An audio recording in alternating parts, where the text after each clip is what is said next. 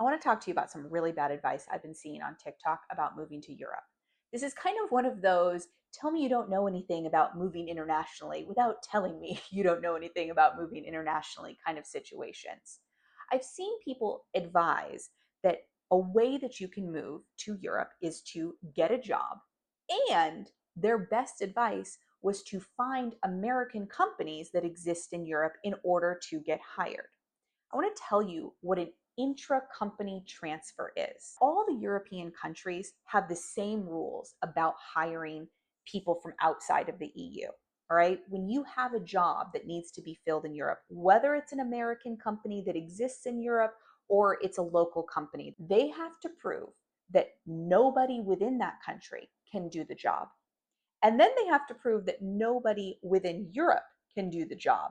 And only then can they hire somebody from outside of the EU, including the United States. The first person I heard give this advice is a move abroad coach. And she was advising people to just find American companies because they want to hire American workers who know about America. But they have the intra-company transfer rule because they know that people want to do this. And that rule says that in order to be from an American company and move from, say, your home office in Chicago to the European location, you have to have worked for that company for one entire year.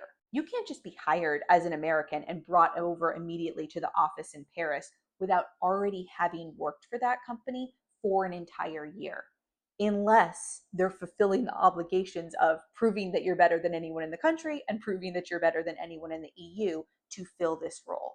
So those tend to be extremely specialized positions that are able to prove that level of need to hire outside of the EU. If you don't know me yet, I'm Veronica, and 5 years ago, I moved out of the United States. We've lived on 3 different continents using our remote income and our passive income. Now I help Americans figure out how to use remote income, passive income, and retirement income to move all over the world. I see bad advice on this app every single day.